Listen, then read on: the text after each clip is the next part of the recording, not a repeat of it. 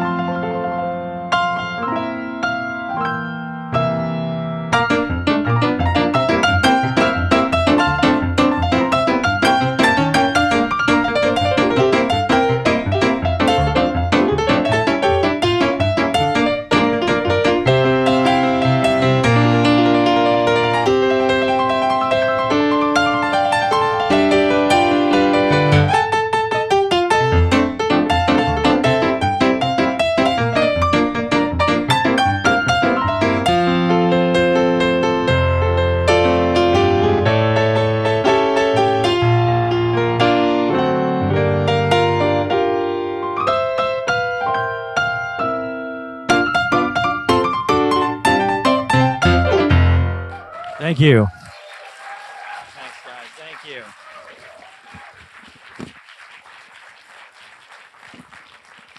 Oh, thanks, guys. Thanks. So, to be fair, I've had a little bit of practice doing that. Okay, that was my party trick going back to my high school years. So, while my friends were listening to Sublime and Radiohead and Notorious B.I.G., I was kind of the old soul. I was listening to Duke Ellington, Fats Waller, all these old jazz artists. So, I wanted to kind of bridge this generation gap between me and my friends. And to do that, I started learning the songs that they liked and started playing them in the styles that I liked. So, yeah, my friends would like freak out whenever they like recognize the song. It was like so much fun. It's like Gen X knows the '90s were the best time to go to high school. All right, it's the best time. Now, I've always loved performing. I get that from my mom. She's like a Spanish teacher. She's a former Spanish teacher. She used to like rap Eminem to her students just for a laugh and everything. But I definitely didn't get it from my dad. My dad was a computer engineer by trade, but really at heart, he was a craftsman. He built our entire house. I mean, he designed furniture, he designed the floor plans for things. And I mean, I think he spent like my whole childhood covered in sawdust. But of course, when you're a kid, you never really appreciate these things. I was like envious of my classmates that had all the modern store bought furniture instead. So, you can imagine I got along great with my mom in high school, but I never quite saw eye to eye with my dad. And, you know, we had some epic clashes during those times. So he was an Eagle Scout. He was just super responsible guy. Meanwhile, I was cutting class. I had like the school record for lates to homeroom. He held the same job proudly for 15 years. And meanwhile, I got fired from my first job at Walmart for bringing a band to the paint counter and playing a concert. Actually, our camera guy, Steve, he was actually there. He played saxophone. Oh, there he is. Yeah, yeah. Ask him out later. If you see him afterwards, yeah, he'll tell you the whole story. It was good times. But anyway, it was really hard to see back then how I was going to amount to anything, But weirdly enough, that party trick of mine wound up paying off. So it was to take it back to 2009. I was a struggling jazz pianist living in New York City, and I had heard about this new platform called YouTube that seemed to be mostly a repository of cat videos. But I thought it'd be kind of fun to just try to take this party trick, put it on there, and see what happened. So I got this really cheap camcorder, set it up, played basically that, put it online, and pressed upload. And then the next day, something crazy happened. It went viral. So overnight, my career prospects had changed. Tens of thousands of people watched my video. And even more exciting was the fact that people were now writing to me, and they were giving me all these great ideas for future videos. So I kind of found my niche. As it turns out, the internet was full of old souls just like me. So from there, I kind of had that new media success story that we always hear about. I started by, getting together a collective of different musicians and singers, making these low-budget videos in a basement in Queens. The videos started going viral. We got all this media attention. We got a slot on Good Morning America. I got a brilliant manager. I got a brilliant agent. And then together, we turned these videos that I was making into a live show.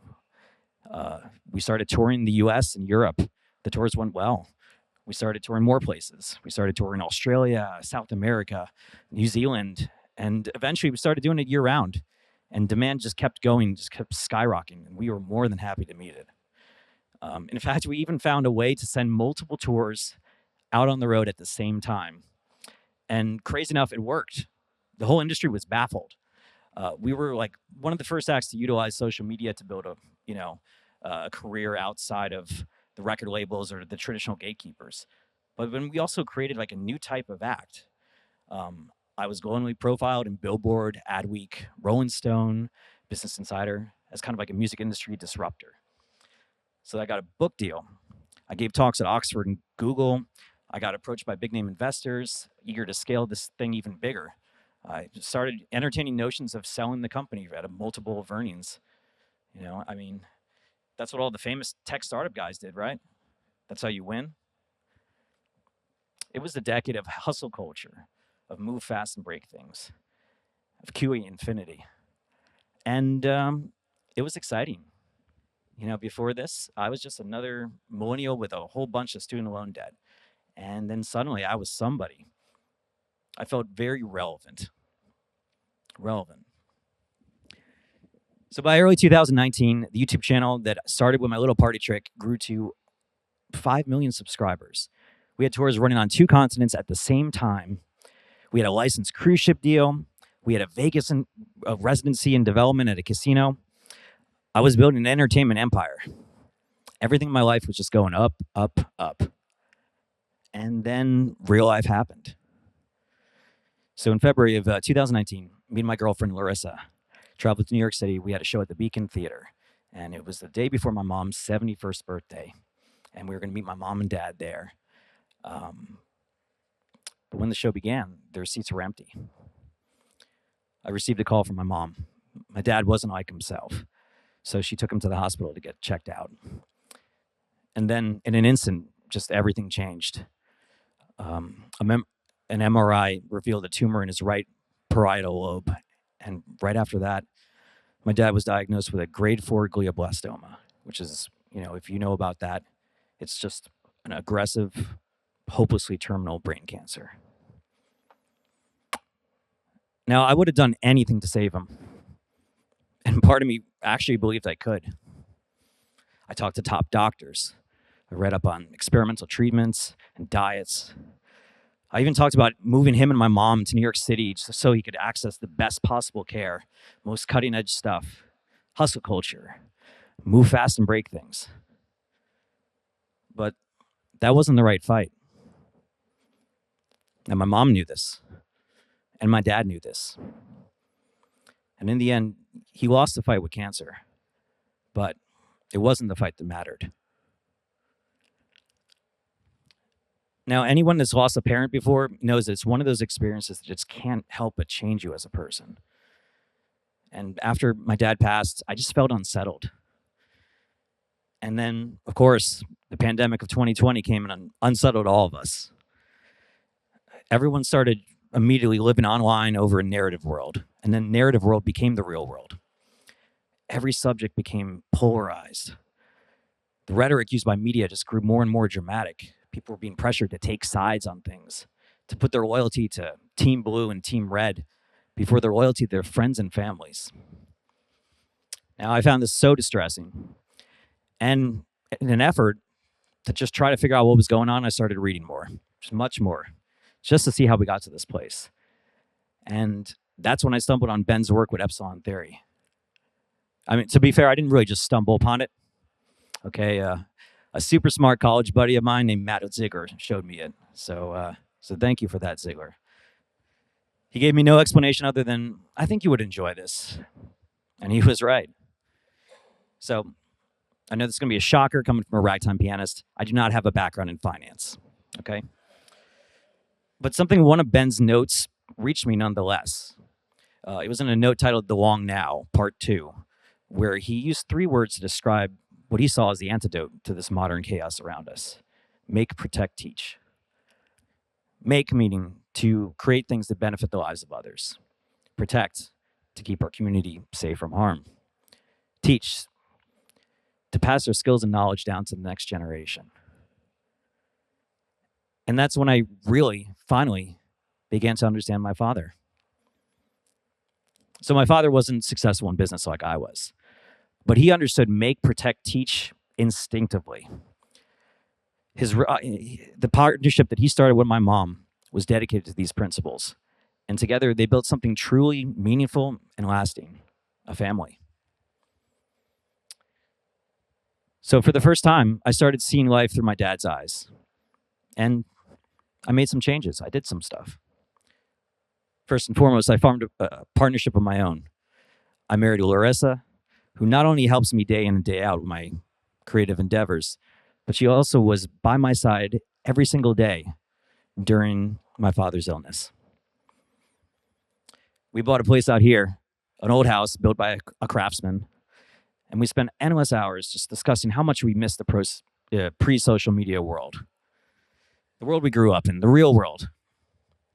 Maybe it was nostalgia talking, maybe it was something deeper. But I know that I had spent the past 7 years using social media mostly as a tool to build relevance for myself. It no longer felt like something worth building. It wasn't the right fight. So I deleted my personal accounts that were once host to hundreds of thousands of followers. I took a step back from living in a narrative world and came back to the real world, back to things that mattered. And I made some changes in my company too. I stopped trying to scale everything just to make it bigger. Instead, I made it smaller, more like a family business. I stopped saying yes to things just because they brought in a bit of extra money. I stopped chasing trends. I stopped viewing my work as a means to an end and started just finding the joy in the work itself. That's the joy of doing excellent work with people that I care about for the benefit of those that appreciate it. So I guess you could say, in the end, my dad became my business mentor. Make, protect, teach. Now I'm going to tell you what didn't happen as a result of all these changes. We didn't get invited to play any late night TV shows or any cool Hollywood parties or anything like that. We didn't get press coverage in the New York Times or the Washington Post. We didn't get nominated for any big industry awards or any lucrative corporate brand deals. We didn't become more relevant. In fact, probably most media were probably less relevant than we ever were. But all of that stuff doesn't tell the full story. That stuff is just the modern store-bought furniture of a narrative world. And if you step into the real world and you look closely, a very different picture emerges. So let's run that clip. So right here, this is the act that I started. This is Postmodern Jukebox. And that was from our most recent show in London. It was a pretty special night. It was actually our 1,000th show. We've been doing this for 10 years. And at this point, we've gotten to 54 different countries. The folks you see in this video, it's just a few of the phenomenal singers, musicians, and dancers that make up our cast. Before PMJ, a lot of these performers had been overlooked by an entertainment industry that obsessed over relevance instead of talent. But to our fans, these folks are superstars. And you can see that, it was a pretty big crowd too. So even without mainstream media attention, there's still a lot of folks that come out to see us time and time again. So these fans are just old souls from old generations. It's the rare show that you can bring your entire family to, even grandma, maybe especially grandma. At the same time, all the younger folks that come to our show tell us where they act that got them into these older styles of music. Some of the younger folks that grew up on PMJ, they've become musicians and singers in their own right. Some of them even tour with us today. Make, protect, teach. So what I'm most proud of, though, is what happens in the audience when you come to one of our shows. You step into that room, and there's an undeniable feeling of home, of acceptance. The widening gyre, Ben's great metaphor for the polarization of our times, it's nowhere to be seen at a PMJ concert. Are some of our fans Team Red? Of course. Are some of them Team Blue? Of course. But live music does something pretty special. It reminds us of our common humanity, that our loyalties to political teams pale in comparison to our loyalty to Team Humanity. And each night on tour, we give thousands of folks this reminder. Move fast and break things, that gets you magazine covers. Make, protect, teach is what changes our world. Maybe not the world, maybe not narrative world, but the real world that we live in, that the folks we care about live in, it absolutely changes that. Now, there's a lot of people out there that have been led to believe, that it's a terrible time to build anything. Our institutions are being hollowed out. People are angry and resentful. The politics are terrible. The fourth turning is here. It's winter. It's a terrible time. It's a time for tearing things down, not building anew. Now, I reject this narrative, not because there isn't some truth to some of those things, but because it misses the point. With so much chaos around us, we need talented, capable people to build things more than ever. And we need people to build things that are meant to withstand this chaos. Now is the time we need more folks like my dad. So what Ben and Rusty have been doing with Epsilon Theory is inspiring to me. There's PMJ is just one community. Epsilon Theory is another one. And I'm not inspired because of any of their markers of relevance, like posts that went viral or podcast appearances or anything like that. No. I'm inspired by the principled approach they've taken to grow this into the start of something that I believe can really change our world. Something that can change the way that we think about media. Something that can change the way we think about investing. Something that can change the way we think about educating the next generation. And wisely, they understand that all these changes, the things that change our world, it never happens from the top down. It's always from the bottom up. And that's why I'm looking out at this amazing room of people, just talented, smart, capable people that are eager to face the challenges ahead of us with clear eyes and full hearts. So when I visit my childhood home in New Jersey, all the things my dad built are still there. They've stood the test of time, and they're just a triumphant reminder that my dad won the fight that mattered. The fight to keep his family, his pack, together, even after his passing. The fight to ensure that his children could go on to make, protect, and teach, just like their parents did. So, my challenge to everybody in this room is this: get involved in building something for tomorrow. It doesn't need to be anything big. It doesn't need to be anything profitable, but it should be something that's capable of withstanding the storms of today. Something that is built upon a rock-solid, principled foundation. Something that can be enjoyed by generations to come. All right, that's enough talk for me. It's only right I give you guys some music. You guys stuck with me. Thank you for that. Thank you for indulging me. But thank you.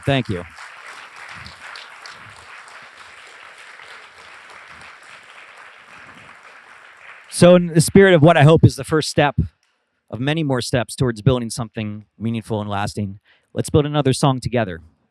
Okay? So we're going to do the same thing, but this time, give me artists from any generation, any era.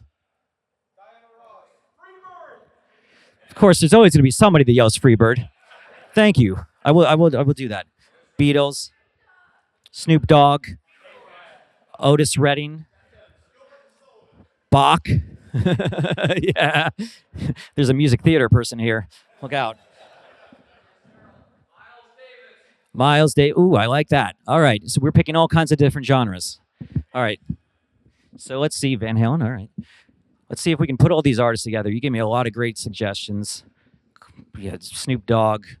You had Freebird. You had the Beatles. You had Miles Davis.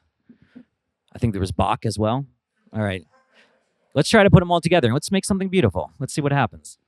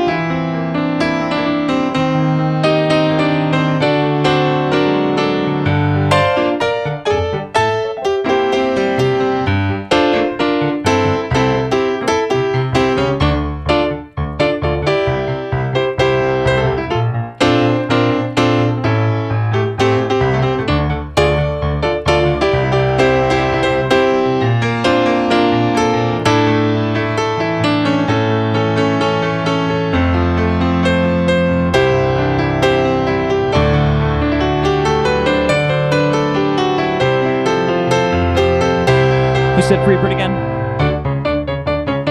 I got you.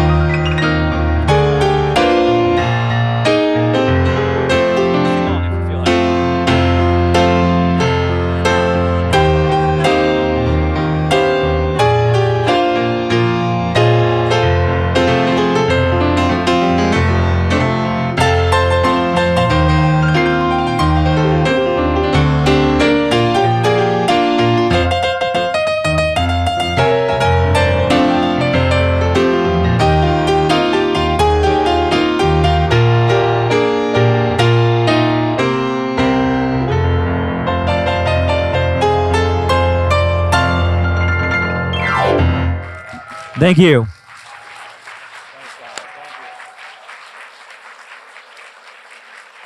you.